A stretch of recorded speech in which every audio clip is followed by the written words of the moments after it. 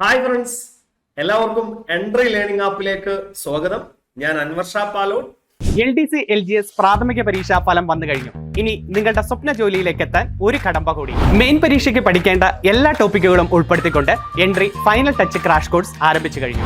ഇന്ന് തന്നെ കോഴ്സിൽ ജോയിൻ ചെയ്യൂ.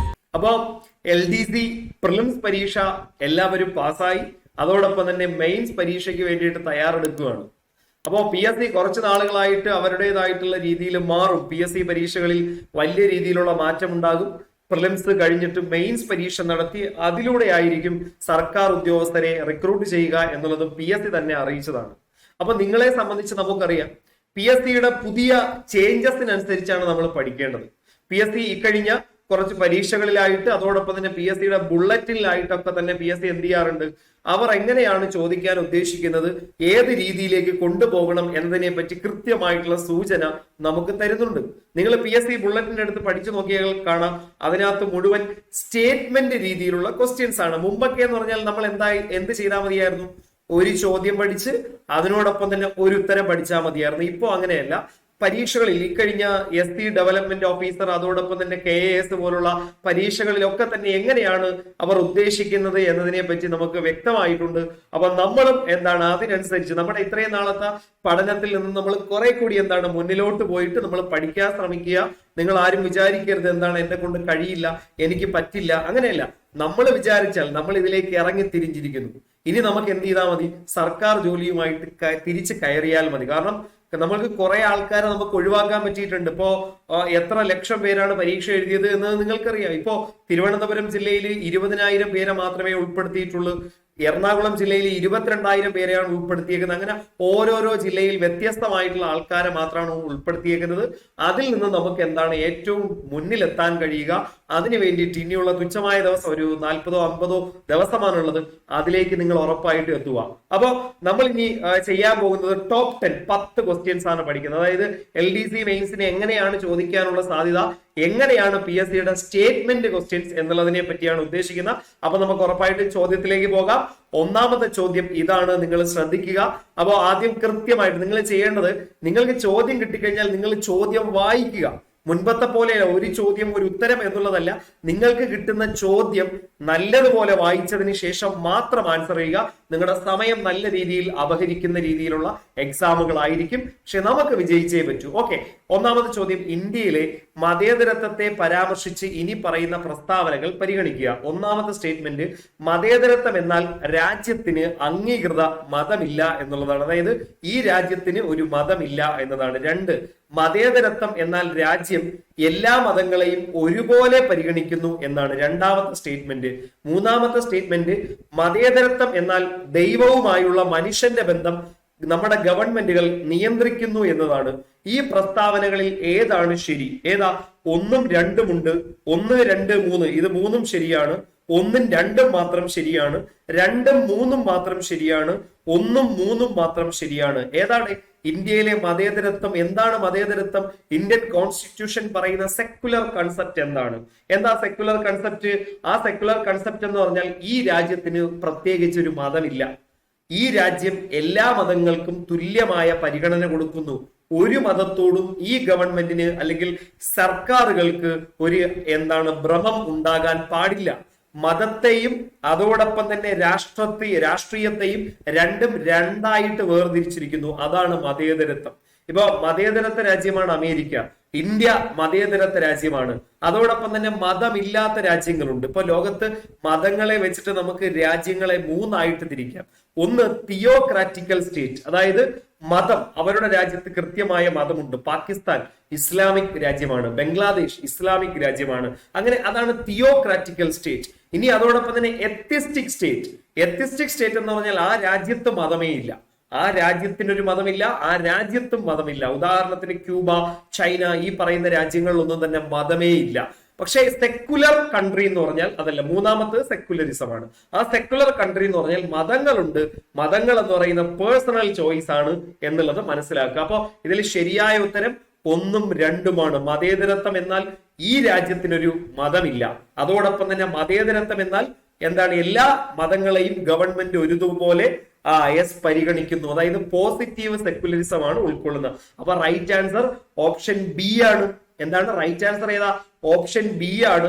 സെക്കുലർ എന്നുള്ള പദം ഇന്ത്യൻ കോൺസ്റ്റിറ്റ്യൂഷൻ നിലവിൽ വരുന്ന സമയത്ത് ഇന്ത്യൻ ഭരണഘടനയിൽ ഇല്ലായിരുന്നു.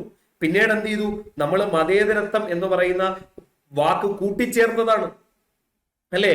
ഇന്ദിരാഗാന്ധിയുടെ സമയത്ത് നമ്മൾ 42ാമത്തെ അമെന്റ്മെന്റ് നടത്തിയിട്ട് എന്ത് ചെയ്തു? അതിലേക്ക് കൂട്ടിച്ചേർത്തു. പിന്നീട് അതിനു മുമ്പ് തന്നെ സുപ്രീം കോടതി പറഞ്ഞിട്ടുണ്ടായിരുന്നു, ഏതാ?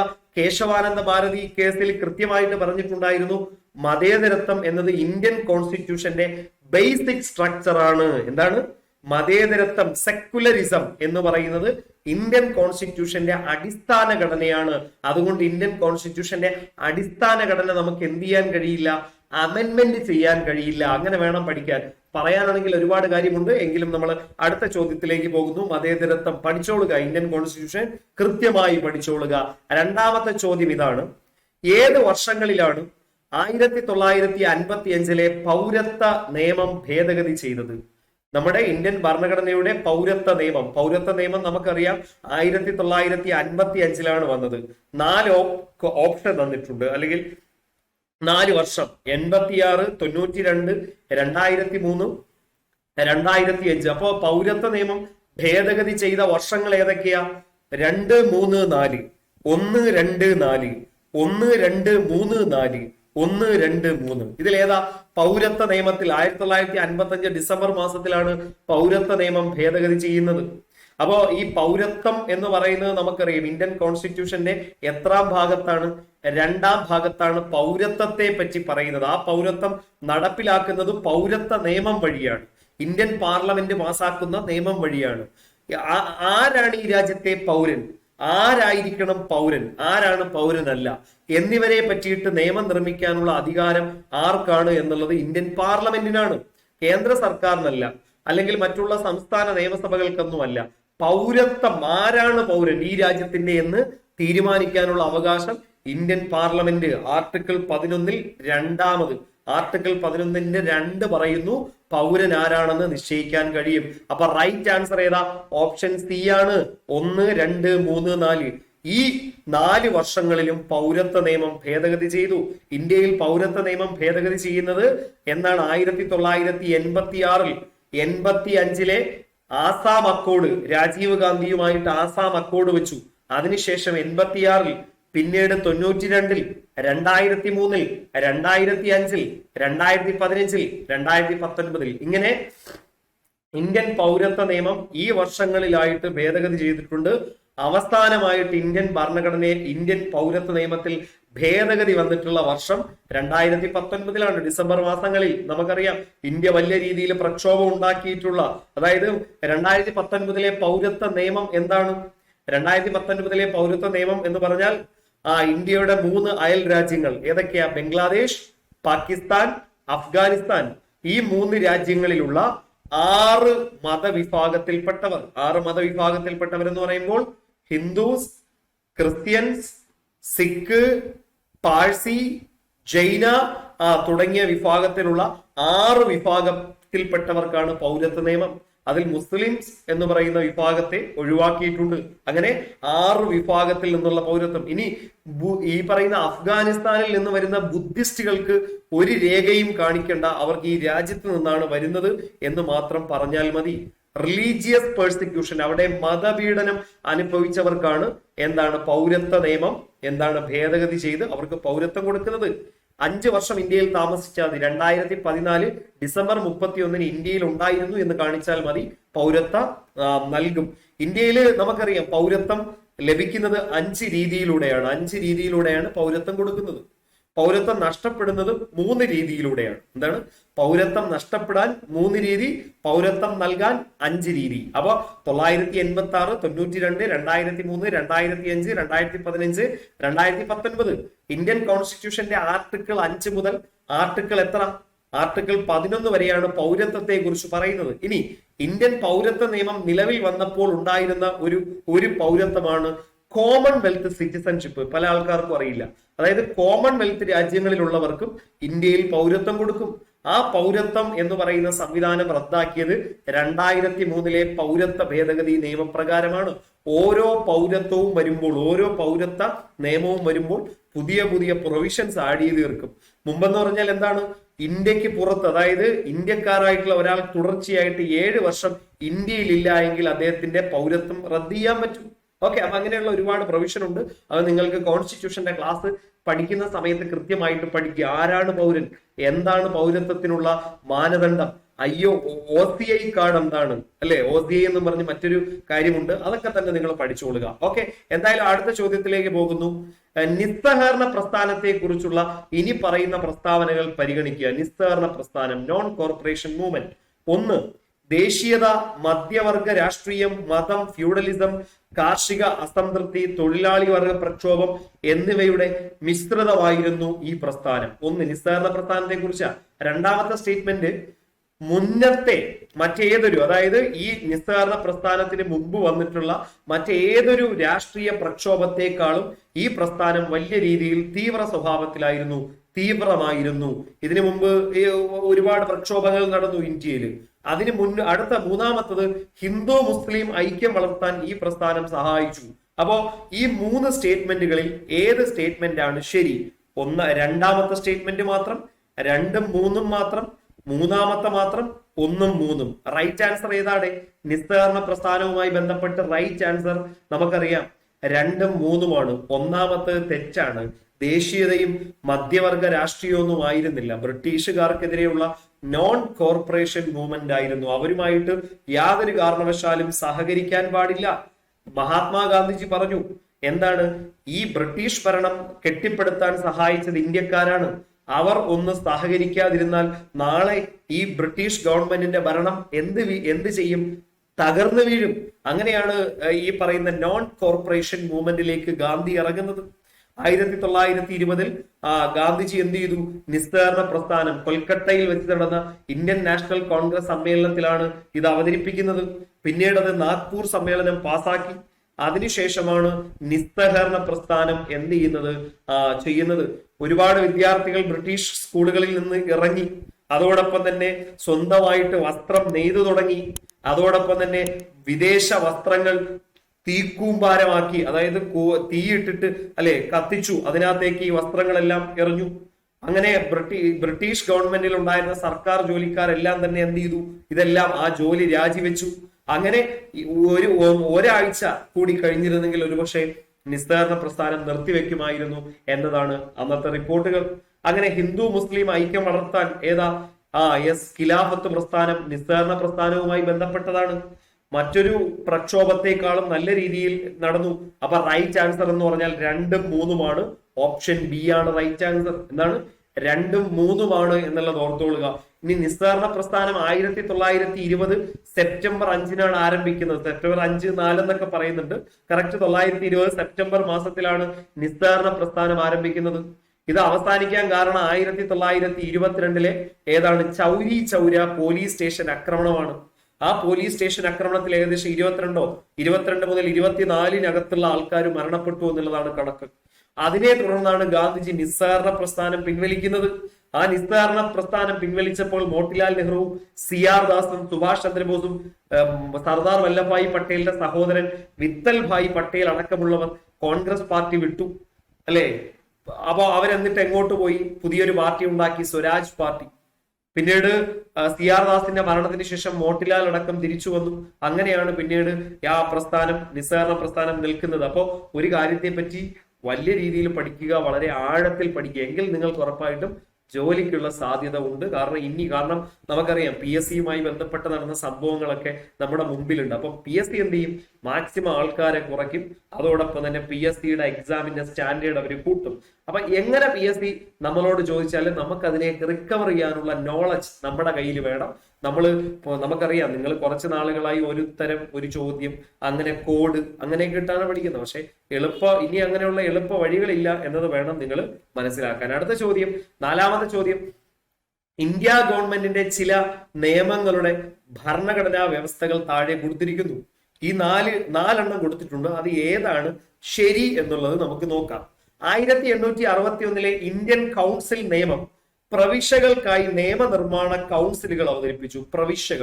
പ്രവിശ്യകൾക്കായിട്ട് നിയമനിർമ്മാണ കൗൺസിൽ, ഒന്നാമത്തെ point. 2, 1919 government of India act പ്രവിശ്യകളിൽ ദ്വിമണ്ഡല സഭ ഏർപ്പെടുത്തി. ദ്വിമണ്ഡലം അറിയാലോ, ഡയാർക്കി സിസ്റ്റം ഏർപ്പെടുത്തുന്നു. അപ്പൊ 1919 government of India act. 1909 Minto Morley പരിഷ്കാരങ്ങൾ സെപ്പറേറ്റ് ഇലക്ട്രേറ്റ് അവതരിപ്പിച്ചു. 1909 സെപ്പറേറ്റ് ഇലക്ട്രേറ്റ്. അടുത്ത നാലാമത്തത് 1935 ഗവൺമെന്റ് ഓഫ് ഇന്ത്യ ആക്ട് പ്രവിശ്യ സ്വയംഭരണം അവതരിപ്പിച്ചു. ഇതിൽ ശരിയായിട്ട് മാത്രമുള്ള സ്റ്റേറ്റ്മെന്റ് ഏത്? 1ഉം 2ഉം, 2 മാത്രം, 3ഉം 4ഉം, 1ഉം 2ഉം, 3ഉം 4ഉം. ഏതാണ് റൈറ്റ് ആൻസർ? ശരിയായ ഉത്തരം ഈ 4 ശരിയാണ്.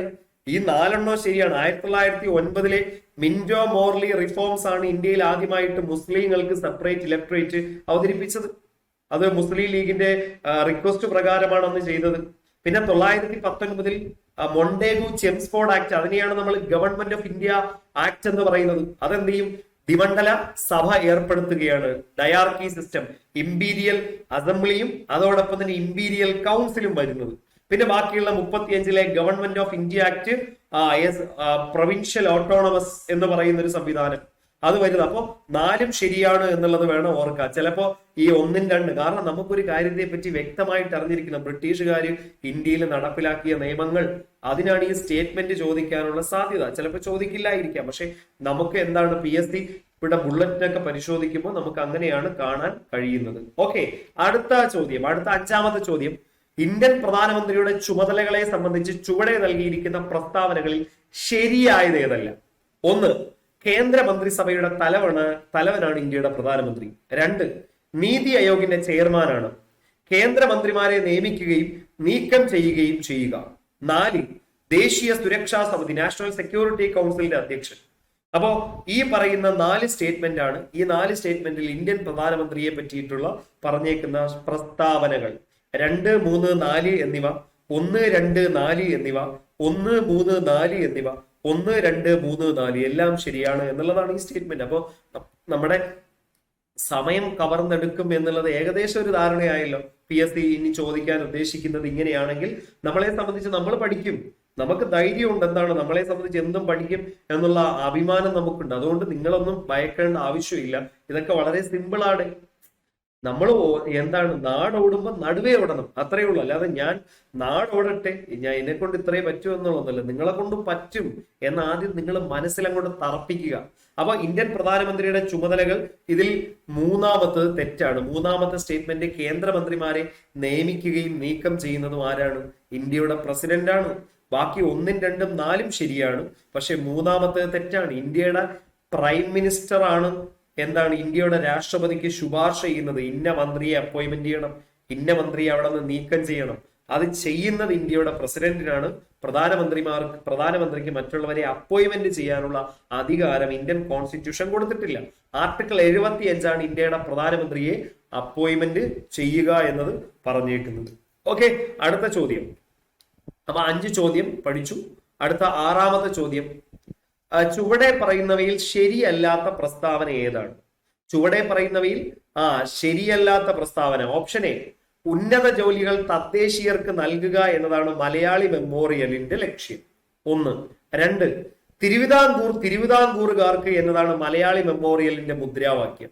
ഓപ്ഷൻ സി, തിരുവിതാംകൂർ രാജാവായിരുന്ന ശ്രീമൂലം തിരുനാളിന് 1891 ജനുവരി 1 മലയാളി മെമ്മോറിയൽ സമർപ്പിക്കുകയുണ്ടായി.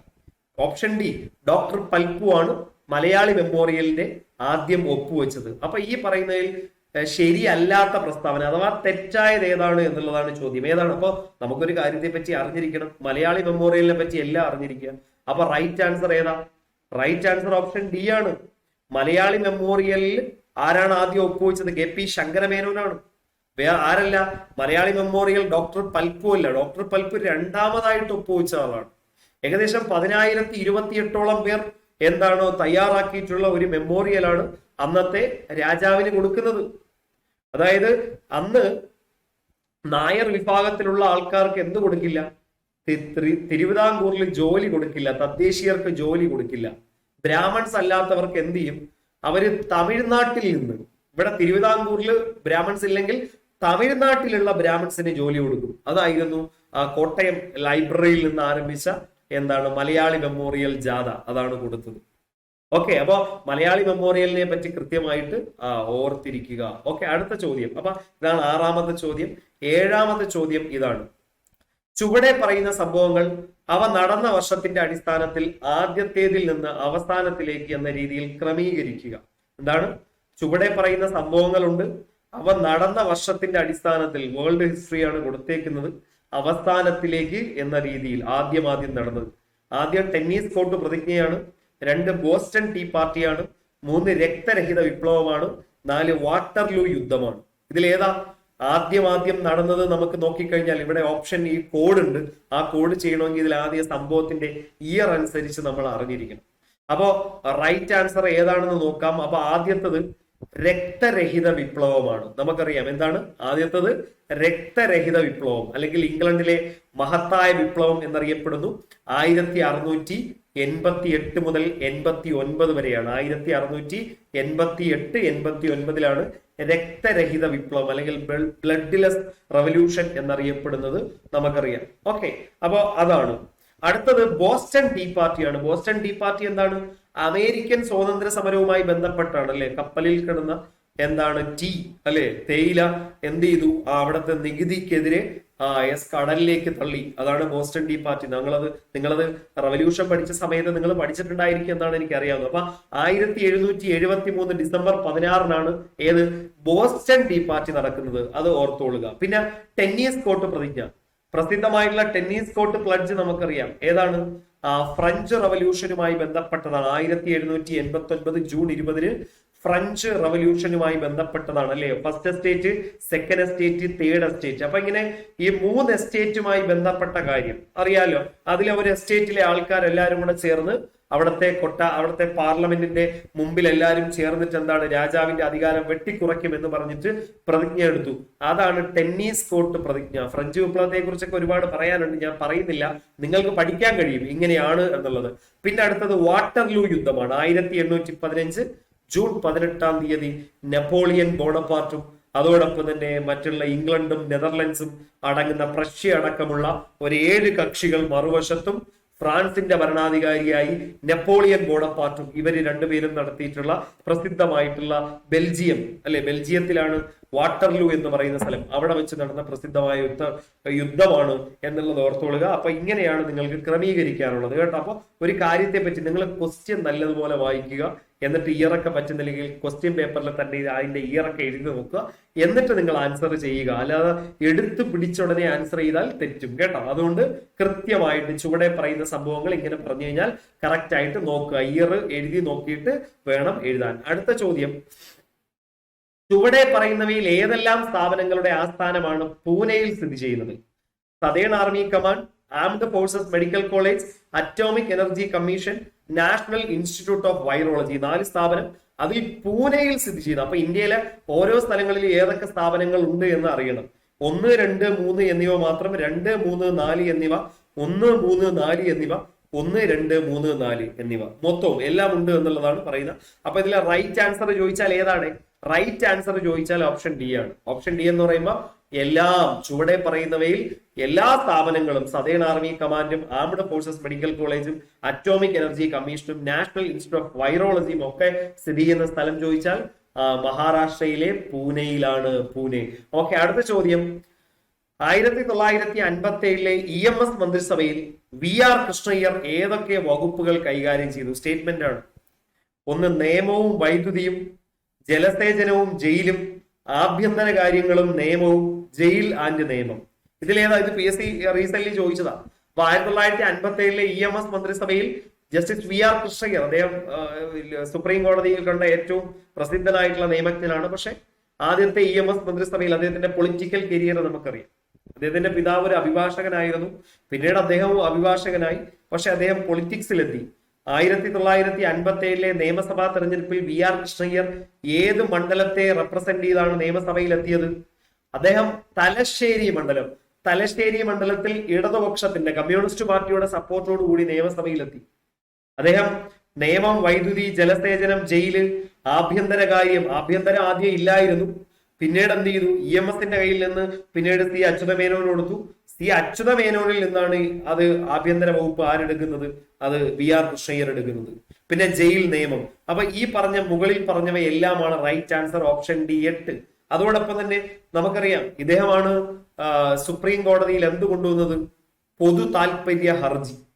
പൊതു താല്പര്യ ഹർജിയുടെ തുടക്കക്കാരായിട്ട് അറിയപ്പെടുന്നത് ഒന്ന് PN ഭഗവതിയും അതോടൊപ്പം തന്നെ ജസ്റ്റിസ് VR കൃഷ്ണയ്യരുമാണ്. അപ്പൊ ഈ രണ്ടുപേരുമാണ് എന്നുള്ളത് പെട്ടെന്ന് ഓർത്തോളുക. ഓക്കെ, അപ്പൊ ആൻസർ ഡി ആണ്. അടുത്ത ചോദ്യം, ഇന്ത്യയിലെ 4ാമത്തെ വലിയ സിനിമാ വ്യവസായമാണ് മലയാള സിനിമാ വ്യവസായം. ഓക്കെ, ചോദ്യമാണ്, മലയാള സിനിമാ വ്യവസായവുമായി ബന്ധപ്പെട്ട് താഴെ പറയുന്നവയിൽ ഏതാണ് ശരി? ഒന്നാമത്തത്, കേരളത്തിലെ ആദ്യത്തെ സിനിമാ ഹാൾ തൃശ്ശൂരിൽ 1907 ജോസ് കാട്ടൂക്കാരൻ തുറന്നു. ജോസ് കാട്ടൂക്കാരൻ ആദ്യത്തെ സിനിമാ ഹാൾ തൃശ്ശൂരിൽ തുറന്നത്. 2, മലയാളത്തിലെ ആദ്യത്തെ feature film Vigathakumaran 1933 JC Daniel നിർമ്മിച്ചു, സംവിധാനം ചെയ്തു. 3, ഇന്ത്യയിൽ നിർമ്മിച്ച ആദ്യത്തെ 3D ചിത്രം മൈ ഡിയർ കുട്ടിച്ചാത്തൻ 1984 മലയാളത്തിലേക്ക് നിർമ്മിച്ചു. അല്ലെങ്കിൽ 4, പൊതുജനങ്ങളിൽ നിന്ന് ശേഖരിച്ച പണം ഉപയോഗിച്ച് ഇന്ത്യയിൽ നിർമ്മിച്ച ആദ്യത്തെ സിനിമയാണ് അമ്മ അറിയാൻ 1986. അപ്പോ ഈ 4 സ്റ്റേറ്റ്മെന്റ് തന്നിട്ടുണ്ട്. ഇതിൽ ഏതാണ് ശരി, ഏതാണ് തെറ്റ്? അപ്പോ എന്താണ് ഇതിൽ കൃത്യമായിട്ടുള്ള കോഡ് എന്ന് പറയുന്നത് ഏതാണ്? റൈറ്റ് ആൻസർ ഓപ്ഷൻ ബി ആണ്. 1, 3, 4 ഈ 3 സ്റ്റേറ്റ്മെന്റുകൾ മാത്രമാണ് ശരി.